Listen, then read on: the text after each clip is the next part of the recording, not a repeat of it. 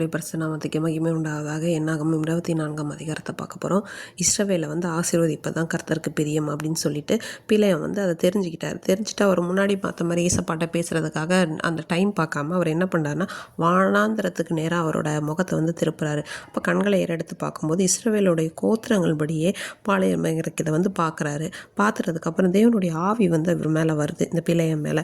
அவர் சொல்கிறார், அவரோட வாயிலேருந்து சொல்கிறாரு, பிலேயாம் சொல்கிறது என்ன அப்படின்னா, தேவன் அவர் சொல்கிற வார்த்தையெல்லாம் கேட்டு சர்வ வல்லவரோட தரிசனத்தை கண்டு நம்ம விழும்போது கண் திறக்கப்பட்டவனா, இது தேவனெல்லாம் நான் பார்த்ததுனால என்னோட கண் திறக்கப்பட்டது. நான் சொல்கிறது யாக்கோபே உன் கூடாரங்களும் இஸ்ரவேலே உன் வாசஸ்தலங்களும் எவ்வளவு அழகானவைகள், அவைகள் பரவி போகிற ஆறுகளைப் போல நதியோரத்தில் உள்ள தோட்டங்களைப் போலவும் கர்த்தர் நாட்டின சந்தன மரங்களைப் போலவும் தண்ணீர் அருகே உள்ள கேதிர் விருட்சங்களைப் போலவும் இருக்கிறது அப்படின்னு சொல்லி ரொம்ப அழகாகவே வர்ணிச்சிருக்காரு. அது மட்டும் இல்லாமல் அவங்களுக்கு நீர்ச்சால்கள்லேருந்து தண்ணீர் பாயும், அவங்க திரளான தண்ணீர்கள் அவங்க பரவுவாங்க. தேவன் அவர்கள் எகிப்திலேருந்து புறப்பட பண்ணார். காண்டாமிருகத்துக்கான ஒரு பலன் அவங்க கிட்ட இருக்குது. அவங்க சத்துருக்களை எல்லாம் பட்சித்து அவங்க எலும்புகளெல்லாம் நொறுக்கி அவங்க அம்புகளால் அவங்கள எய்வாங்க.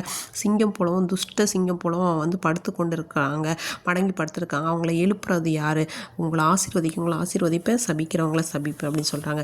உடனே பாலாக்குக்கு பயங்கர கோபம் வந்தது. அவர் உடனே கை தட்டி பிலேயாமை சொல்லி, என் சத்துருக்களை சபிக்க தான் உங்களை கூப்பிட்டேன், ஆனால் நீங்கள் என்ன பண்ணிட்டீங்க, 3 வாட்டியும் அவங்கள ஆசீர்வதிச்சிட்டீங்க, ஒழுங்காக உன் இடத்துக்கு ஓடி போயிரு, உன்னை நான் உனக்கு பெரிய ஒரு நல்ல கணம் பண்ணலான்னு நினச்சேன், ஆனால் நீ கணம் அடையாதபடிக்கு உன்னோட கர்த்தர் தடுத்துட்டாருன்னு சொல்கிறாங்க. அப்போ பிலேயாம் பாலாக்கை பார்த்து சொல்கிறாங்க, பாலாக்கு எனக்கு வீடு நிறைய வெள்ளி கொடுத்தாலும் பொண்ணு கொடுத்தாலும் ஏன் மனதாக நன்மையோ தீமையோ செய்கிறதுக்கு நான் கட்டளை தேவனோட கட்டளை நான் மீறக்கூடாது அப்படின்னு சொல்லிட்டு தேவன் சொல்கிறதான் சொல்லுவேன்னு சொல்லிட்டு நீ என்னட்டு அனுப்புனல்ல ஆள் அவங்ககிட்டயே நான் சொல்ல தானே செஞ்சேன் அப்படின்லாம் சொல்லிட்டு இதோ நான் என்னோட ஜனங்கள்கிட்டலாம் நான் போகிறேன் அப்படின்னு சொல்லிட்டு என்ன பண்ணுறாரு அப்படின்னா அந்த 4 திசைகளையும் நோக்கி என்ன சொல்கிறாருன்னா, உன்னதமானவர் அளித்த அறிவை சர்வ வல்லவரோட தரிசனத்தை கண்டு நான் சொல்கிறது அப்படின்னு என்னன்னு சொல்லிட்டு அந்த இஸ்ரவேல் ஜனங்கள் எல்லாம் என்ன பண்ணுறாங்க, எந்த ராஜாக்கள் வந்தாலும் அவங்க எல்லாரையும் நீங்கள் முறியடித்து அவங்களெல்லாம் அழித்து அவங்கள சிறப்பிடித்து போக பண்ணுவீங்க அப்படின்னு சொல்லிட்டு சொல்கிறாங்க.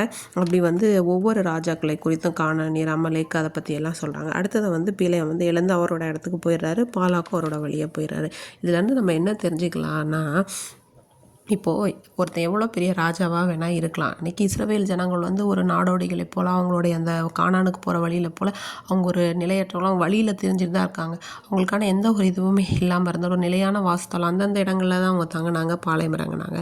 ஆனாலும் ஒரு விஷயம் என்னென்னா, அவங்க கூட தேவன் இருந்தார். அவங்க தப்பு பண்ணாங்க, அவங்க என்ன பண்ணாங்க, என்ன இருந்தாலும் தேவன் அவங்க கூட இருந்தார். இந்த இஸ்ரவேல் அவர் ரொம்ப நேசித்ததுபடினால அவங்க கூட இருந்து அவங்கள கூட என்ன பண்ணார், வழி நடத்தினார். இவன் என்ன பண்ணார், இந்த ராஜா என்ன பண்ணுறாரு, பாலாக்கு ஒவ்வொரு இடத்துல அந்த லொக்கேஷனை மாத்திர இந்த திசையில் இருந்தால் ஒரு வேளை சபிச்சிடலாமா, இந்த திசையில். அதே போல் நம்ம வாழ்க்கையில் சத்துரு பல நேரத்தில் இப்படி பண்ணால் ஒரு வேளை இவங்க கீழே விழுந்துருவாங்களா, கீழே விழ தள்ளிடலாமா அப்படின்னு இது பண்ணுவாங்க.